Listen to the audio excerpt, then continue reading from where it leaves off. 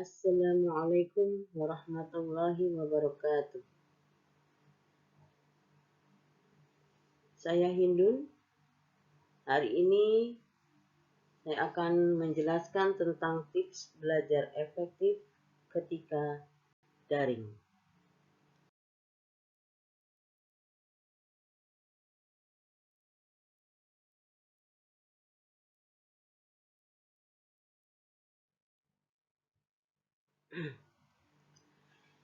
Sebelum kita mulai pada pembahasan, saya akan memperkenalkan terlebih dahulu dulu. Nama saya adalah Hindun. Tugas pokok itu adalah mengajar mata pelajaran IPS, tugas tambahan sebagai wali kelas 71. Pengalaman dulu Ibu pernah menjadi pembina siaga sebelum menjadi guru ya. Kemudian pernah jadi pembina pramuka penggalang, pernah mengajar di STM, pernah mengajar di SEMEA, pernah mengajar di SMP itu sejak tahun 1996. Nah, selama pandemi ini mencoba jadi penulis. Nah, itu adalah pengalaman Ibu ya.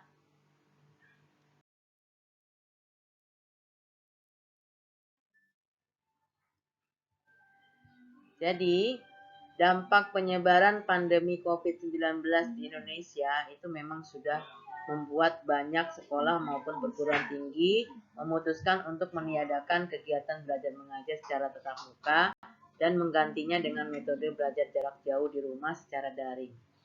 Hal tersebut diterapkan untuk membatasi interaksi fisik secara langsung guna menekan penyebaran virus agar tidak semakin meluas.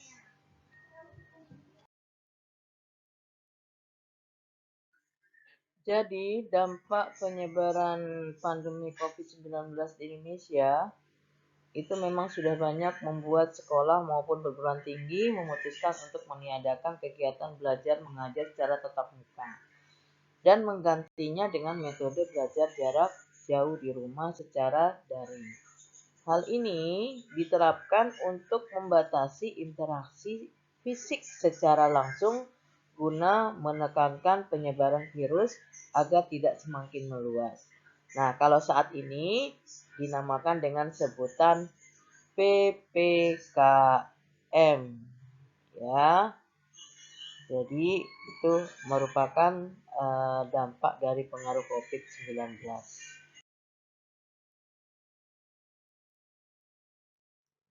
Nah, belajar daring tentunya memiliki tantangan tersendiri karena dianggap lebih bebas dan fleksibel. Peserta didik justru dituntut agar memiliki komitmen untuk melakukan pembelajaran secara mandiri di rumah. Pembelajaran secara mandiri memiliki tantangan dalam pengawasan agar peserta didik terus melakukan kegiatan belajar mengajar sesuai dengan waktu belajar tatap muka. Selain itu, sesuai dengan waktu belajar tatap muka, tentunya perangkat teknologi seperti smartphone, ya, laptop, atau jaringan internet yang baik itu harus tersedia. Nah, karena itu orang tua perlu membantu untuk penyediaan sarana dan prasarana ini. Nah, sebelum Ibu lanjutkan ke materi yang berikut, ya nanti minta kalian menyaksikan tips cara belajar daring yang dilakukan oleh kakak kelas kalian yang saat ini dia sudah diterima di sekolah SMA Negeri 39. Ya. Kenapa dia bisa diterima di SMA 39? Karena dia melalui jalur prestasi. Kenapa? Karena ketika dia duduk di kelas 9 itu pernah menjadi peserta KUSN dari IPS dan mewakili Jakarta, ya, mewakili Jakarta untuk menjadi peserta KUSN mata pelajaran IPS. Jadi sudah menuju ke tingkat nasional. Ya. Nah, kalian saksikan dulu ya videonya.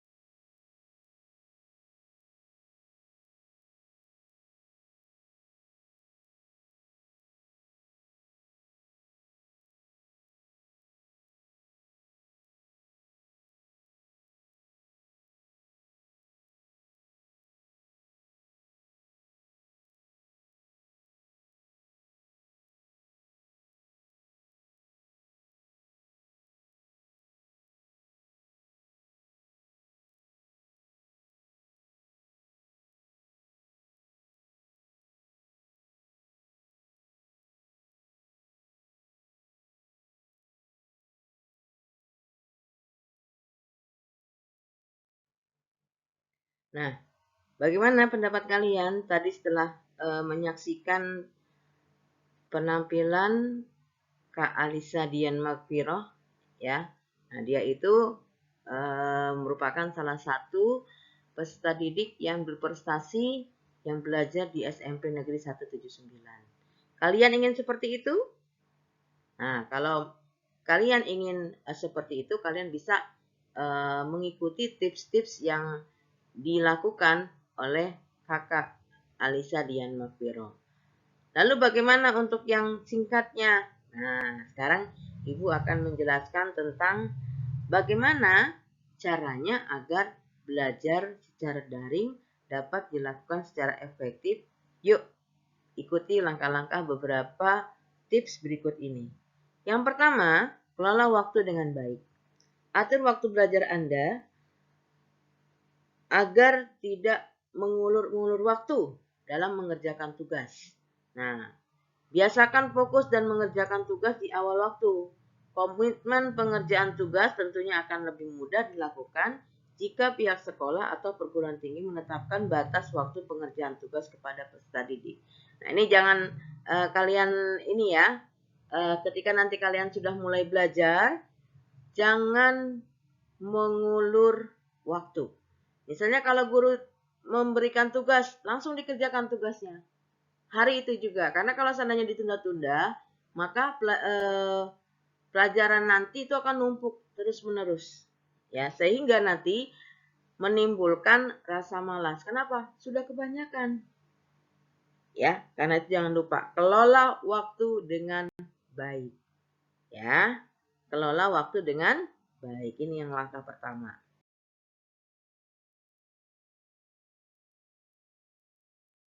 Kemudian langkah yang kedua.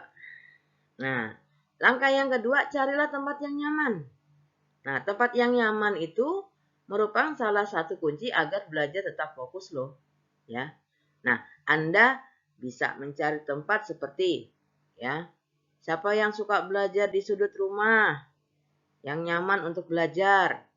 Atau Anda juga bisa mendekor area meja belajar sekreatif mungkin ya, untuk menambah semangat belajar Anda. Misalnya nyediain cemilan ya, atau apapun itu.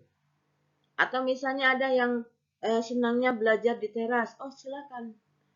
Ya, yang penting adalah kamu buat tempat belajar tersebut senyaman mungkin. Ya. Nah, misalnya di depan boleh. Ya, kalau memang itu menurut Anda nyaman. Nah, kalau sudah menemukan tempat yang nyaman, maka Anda akan betah ya untuk melakukan belajar dan mengajar. Ya. Nah, itu langkah yang kedua.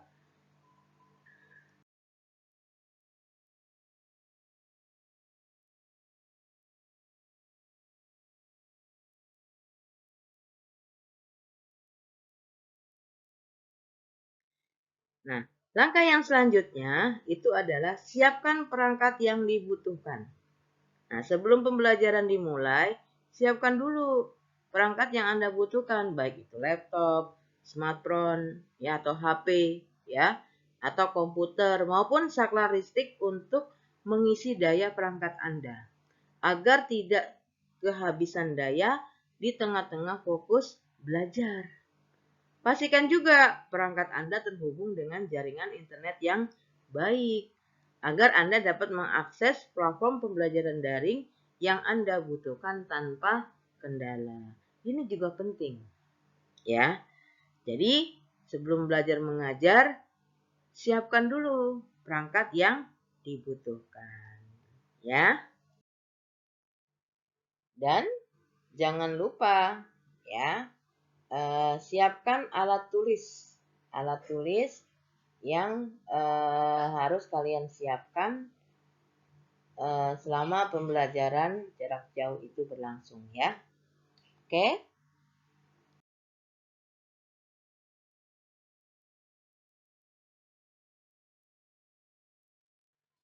Kemudian langkah yang keempat.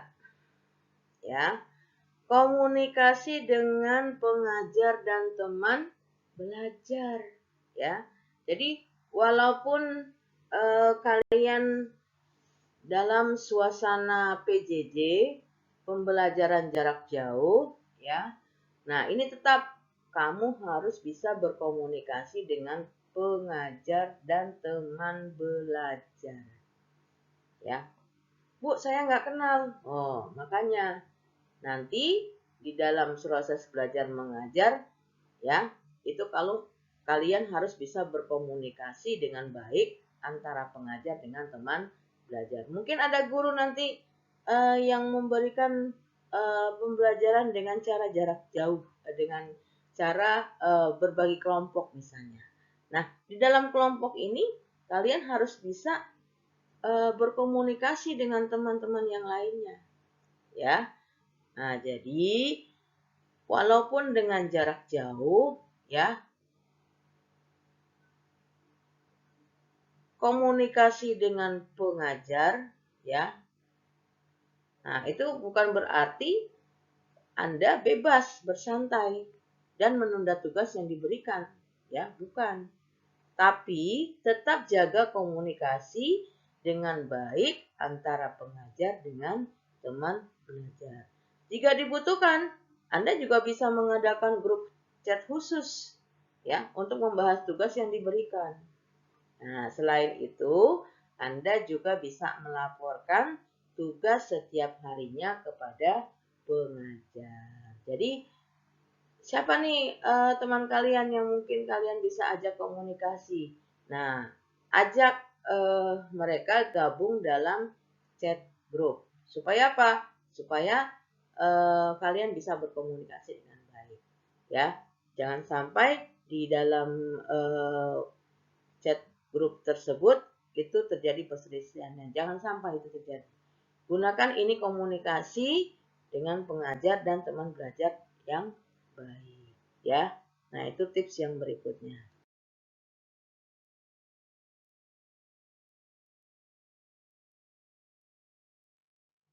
Nah, kemudian tips dari Ibu, ya, yang terakhir itu adalah jaga kebersihan. Nah, jaga kebersihan di saat pandemi COVID-19 ini, kebersihan merupakan salah satu hal yang penting. Rajin mencuci tangan dengan sabun, ya, dan tidak pula membersihkan perangkat belajar Anda, baik itu smartphone maupun laptop secara berkala. Jadi, stay clean, jagalah kebersihan. Ya, jaga imun, jaga kesehatan. Jangan sampai kalian terkena dengan virus varian baru dari COVID-19, ya. Nah, jadi mungkin itu saja yang Ibu sampaikan. Nah, kalau seandainya ada yang mau ditanyakan, silakan, ya. Nah, ini merupakan materi dari Ibu tentang tips belajar efektif ketika belajar dari di rumah, ya. Coba apalagi sebutkan, yang pertama apa? Kedua, ketiga, keempat, kelima, ya, bagus ya. Nah, jadi itu merupakan tips-tips belajar yang singkat dari Ibu ya. Semoga kalian bisa melaksanakannya di rumah selama pembelajaran jarak jauh itu berlangsung di SMP Negeri 179, ya. Di rumah jangan lupa jaga kebersihan dan jaga kesehatan, jaga imun supaya tetap sehat. Ya. SMP Negeri 179 bersama menjadi sang juara, ya. Ya, Ibu mohon maaf apabila dalam penyampaian materi ini itu ada salah kata, ya. Ibu mohon maaf yang sebesar-besarnya. Ibu akhiri. Assalamualaikum warahmatullahi wabarakatuh.